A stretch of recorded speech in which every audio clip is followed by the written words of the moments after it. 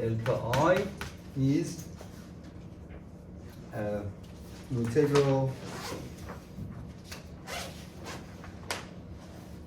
of n bar divided by AE dx. So this is the original formula. So consider a truss like this. So the force within each member of a truss is an axial force, could be compression force like this, or could be tension. But we know that the forces are constant. So for example, if this is A, B, C, the force for member AB is constant. It's a number, maybe 10, maybe -5. It depends if it is in tension or compression. The force in member BC is constant. It doesn't matter if it is positive or negative. So when we go to this integral, we already know A times E is constant. The cross-sectional area times modulus of elasticity is assumed to be constant for all of the members. So we are dealing with these two terms. So one of them is the force, the axial force in the member of the truss when the truss is under real loading. So as a reminder, I write it here. The truss is under real loading. And then, what is n bar? Virtual work. Yes, so this is the axial force in the member of the truss under virtual loading or unit loading.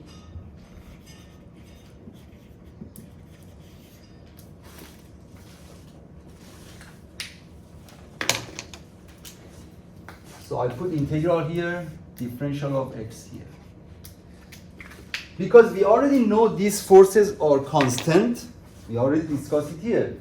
These two are number, they are not a function of x or something, so we can write it in this way. N bar divided by AE integral differential of x. So what is the area where we are using this integral? So we use it for each member of the truss. For example, for point, this is used for member AB, member AB. And we can write basically integral of differential to be the length of member AB. This way is better. So eventually we end up with a length for the members. And then it is also considered for member BC as well. It is considered for member AC as well. So we have to do it for all of the members. So eventually we end up with this equation. We replace integral with sigma because we have 3 members here, and then we write n bar divided by AE, and then the length of that member. So we add them together. If you have 1,000 of members in the truss, for each member you calculate this term and then you add them together. When it comes to notation, the textbook has a different notation. So the textbook is using lowercase n for the axial load under mutual loading. So this is how the textbook is denoting this. Different textbook, different notation. When I use the note, so if you look at the note, this is the notation that I'm using. And in some of the textbook I have seen, they are using this notation. Sigma F bar over AE times L. So the concept is the same. We just use different notation. So this is the formula that we are going to use for truss using virtual work. So from now on, we just focus on this. So we are going to solve an example to see how this formula works. There is a truss. So this example is not in the textbook, it is in the note. From A to B.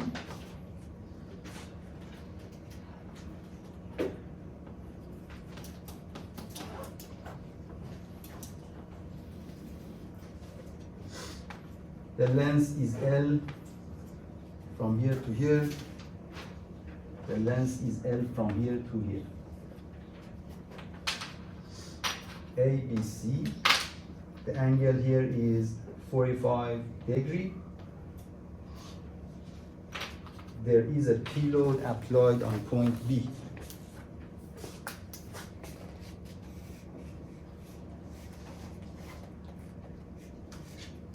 And AE is constant. So the question is asking, so I read the question because this is not in the textbook if you want to take a note.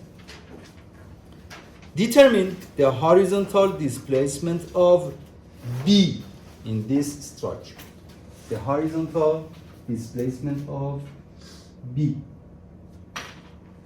Okay, we apply the regulation for the virtual load. The first step we consider real loading.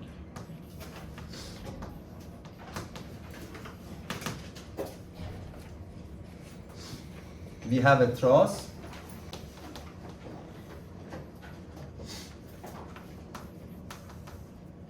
ABC, and we have P load.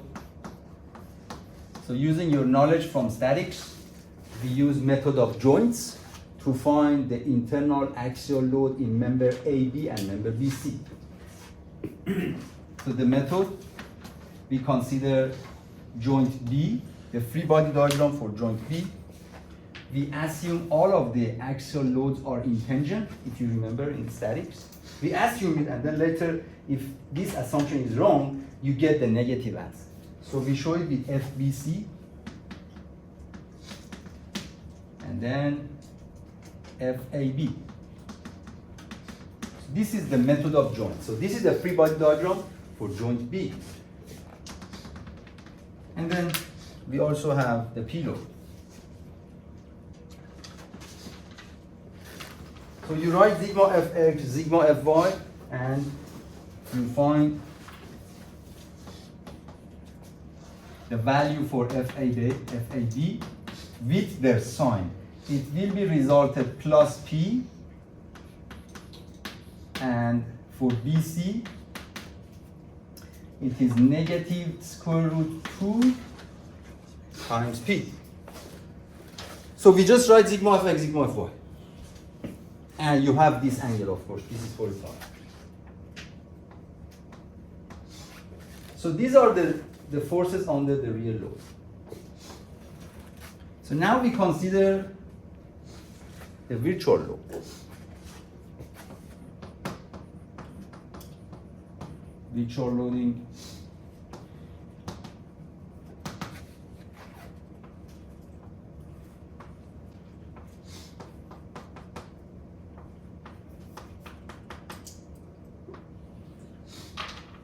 So where should I place the unit load?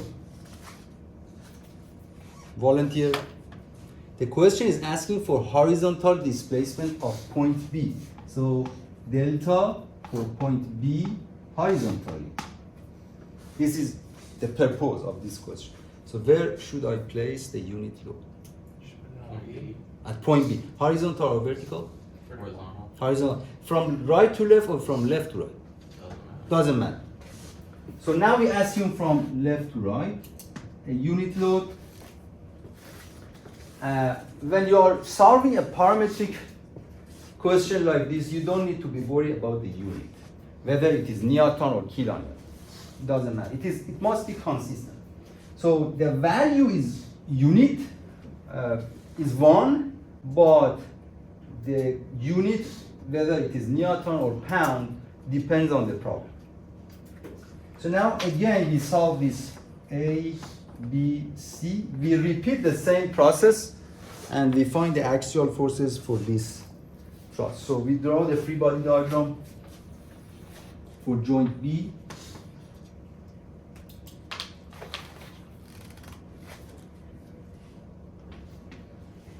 F, A, B. I put a bar on it, F, B, C. These are unknown. The unit load is 1. So, and this angle is 45. So again, you write sigma of x, sigma of y, and then you find the force generated in AB and BC. After you solve it, these are the answers.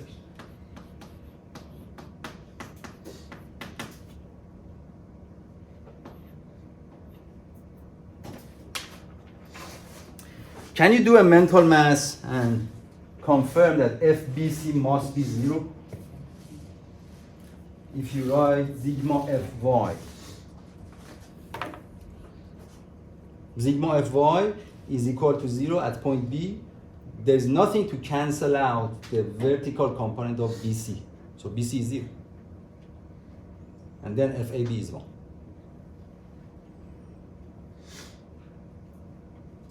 Okay, I pause so that you can understand, then we move. Any question? Yes? Why is FAB positive instead of negative? FABY is positive?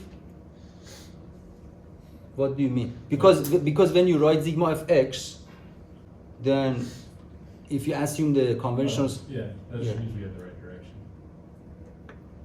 You mean FAB must be the other way? No, I just... Yeah, so basically the positive and negative here for the truss is, if the member is under compressive force, it is negative.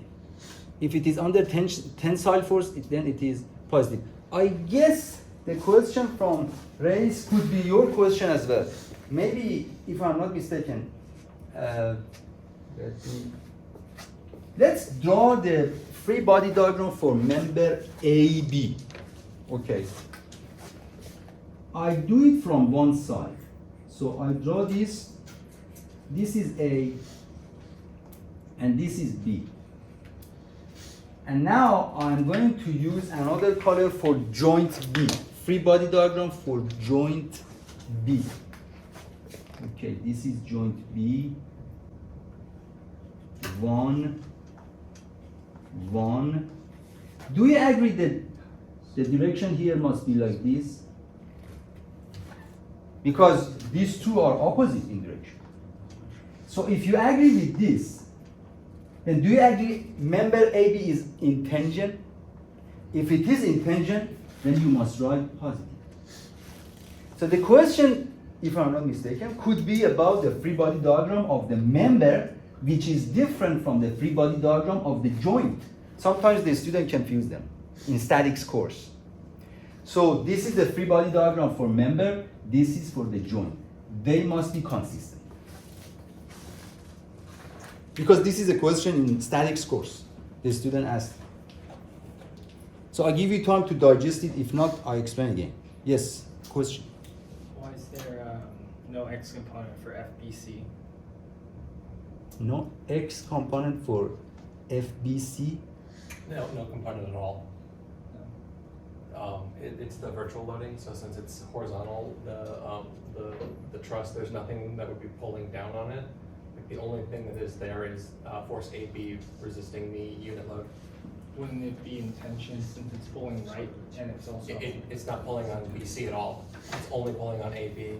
Yes, in terms of reality, it is pulling on AB. AB is horizontal. So if you look at AB on the one above for the real loading, that one is 90 degrees to the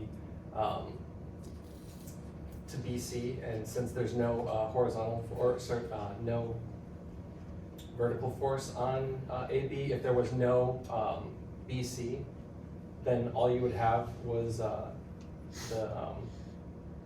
the horizontal force and there'd be no reaction to it. But since AB on the virtual loading is entirely horizontal, since you have a truss member already in parallel with that, that truss member takes all of the force. This is the explanation based on the fact, but this, we can mathematically prove it.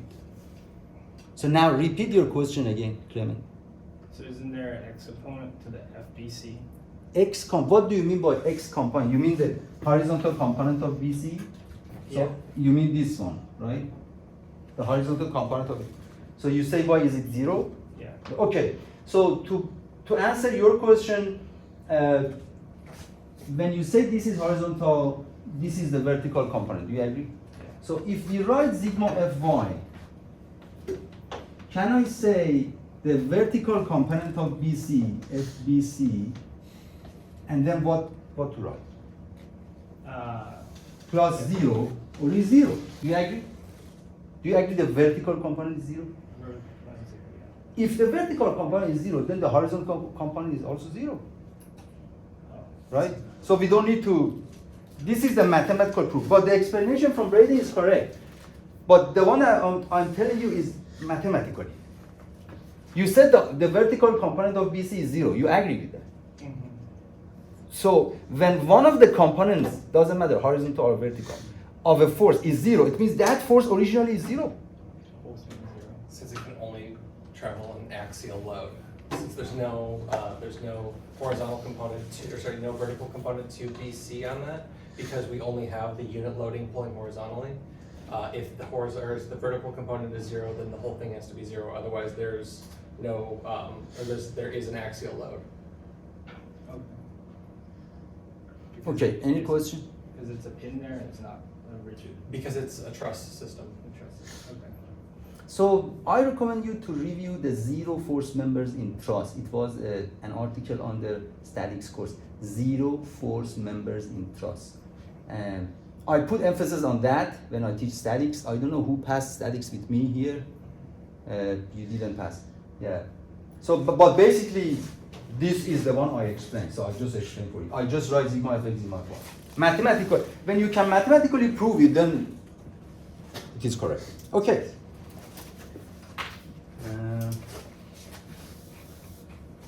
Dr. Finn, Yes. can you explain why FAB is positive 1 again? Okay. I'm still trying to wrap my head Yes, around. I should draw it nicely. This is a very popular question in the course statics. And there is only one drawing for this in the textbook.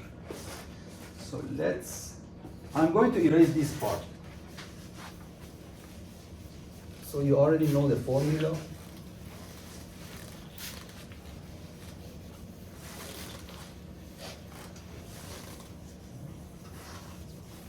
By the way, these information are important. Of course, they are for statics, but they are important for FE exam. So this is the free body diagram for AB. This is A. This is B. And this is the free body diagram for the pin. So this is 1. So we have 2 free body diagrams. The one that I put inside the orange margin, and so when it comes to A, of course we have AX, AY. We don't need to think about them. In order to have this orange pin in equilibrium, do you agree we need to have 1 here? Because the pin must be in equilibrium. Any question for the blue color? Because right and left must balance each other. Because this pin is attached to point B. It is action and reaction. There is an action and reaction here. To the end of member AB. Action and reaction to cancel each other. If these 2 blue forces do not cancel each other, it means we have extra forces here. But basically we don't have any force. So they are here. And they are interacting together. They cancel each other.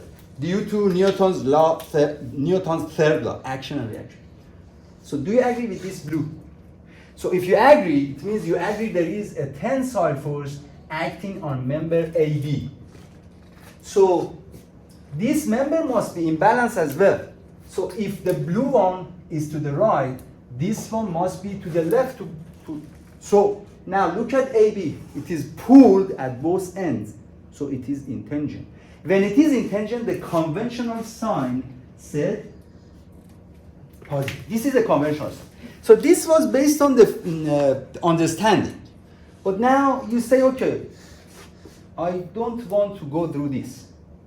I just want to use the method of joints. Okay, use the method of joints, and we assume AB, the force applied on the joint B is in tangent. We assume. So this is the assumption.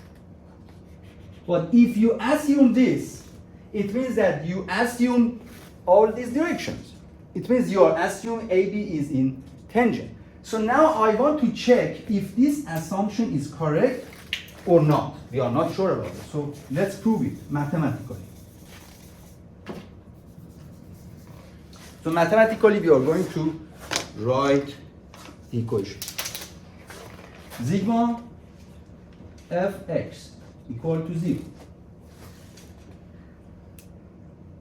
What is the conventional sign? From left to right or from right to left?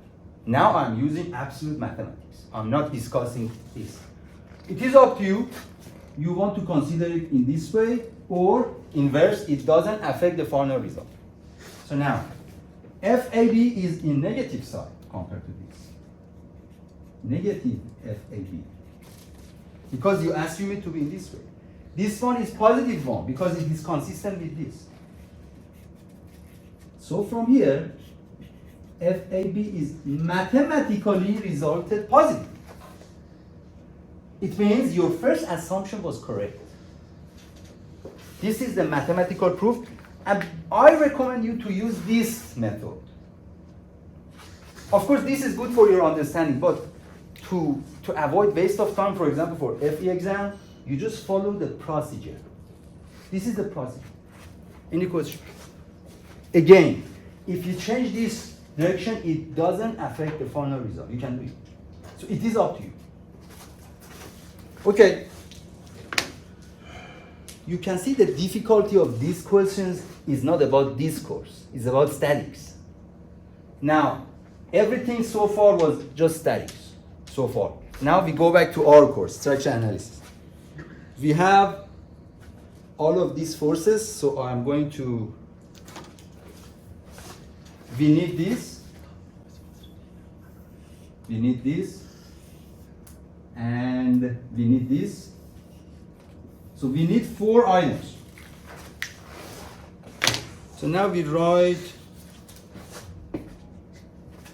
the equation. So the equation that we use is delta B horizontally is sigma F bar over AE L.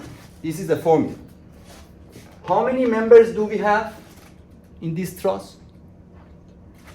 2. So I use the indicator for the sigma notation from 1 to 2 because we have 2. If you have 3, then you put 3. If you have 1,000, you put 1,000. The first member, I write it like this. For member AB, LAB. And then for member BC.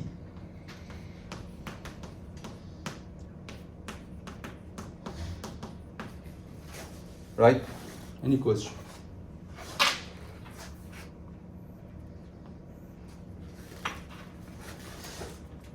If you have more than 2, okay, just keep going. Now we just substitute those values here. Because 1 over AE is constant, you just factor it out. It is easier. FAB plus P. F bar AB, negative square root P. FBC plus 1. F bar BC 0. Oh, I forgot to put the length. For AB, how much is the length? L. for BC is plus 1 times 0. LBC doesn't matter because it is already multiplied by 0. So the final answer is, this is 0. The final answer is, wait, something is wrong. FAB is P. And then FAB is 1. This is 1. Please check and confirm with me. Because this is P, Yeah. this is 1, and then the rest. That's, yeah, Yeah. 2p. So then for BC is this one times 0 times LBC. This is. The final answer is plus, you can see, this is the mathematical result, PL over AE. When it is positive, because mathematically you can see this is, it means the first assumption was correct. Displacement of point B is from left to right. This assumption was correct. If it was negative, you have to flip that direction. Because here you assume point B is moving from left to right. This is your assumption. So now you look at the final answer is positive, it means your assumption was correct. If it is negative, you have to flip this direction. Always, when it comes to virtual work, this is the rule. That's it. Now, yes. Should there be a parentheses around both parentheses? Yes, yes, yes. It must be like this. Thank you. So now, this was the easiest problem I will answer. So sweet. Because it doesn't actually get, do you agree this is the simplest truss? Very simple, just 2 members. But we still spent a lot of time for this. So imagine this truss has 5 members. The amount of time you need to spend is 5 times more. Yes? What about the real value? How come f of AB is plus P? Uh-huh. Why this one is, This is still under, it's still under tension. okay, if I want to answer, I must solve it. Okay, let's solve it. Because I have to mathematically prove it for you. Okay, let's do it. So this is the free body diagram for joint B. So we do it, sigma fx is equal to 0. We assume the sign from left to right is positive. So now you help me for any horizontal force. FAB is horizontal from right to left, so I write negative FAB. Do you agree? Statics. What is another horizontal force here? The horizontal component of BC, right? Do you agree? So you project it, it becomes negative F BC cosine 45 equal to 0. So what's your name? So? Yes. So do you agree with this? With the sign, do you agree with the sign? With cosine of 45, yeah. Yeah, I mean, but negative signs, Oh. they are not consistent. So now sigma Fy, we assume the conventional sign is upward, but this is just assumption. You can change it, you get the same result. So vertically, what we have?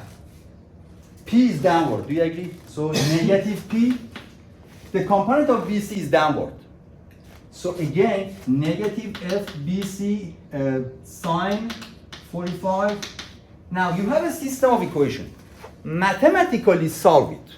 Imagine you're sitting at the school, right? When you solve it, the result for FAB is positive, mathematical. That's it. So, because that is the result. So FAB is positive. P and FBC is, so these are the mathematical results. That's it. But again, you can do it in terms of the one that I explained here for Braden and Adrian. But I recommend it for understanding, but I don't recommend it to do it in the exam because it takes time. That one is just mathematical proof. Systematically, you just go and find. Okay, that's it. We are done with this problem. So you can see the difficulty is about this part. Now, if you go back to the textbook, you can see the truss has 6 or 7 members. So it takes ages, perhaps, for some of you, to just do the statics part of it. But it is unavoidable. We have to do it. So please go back, review statics course for these things.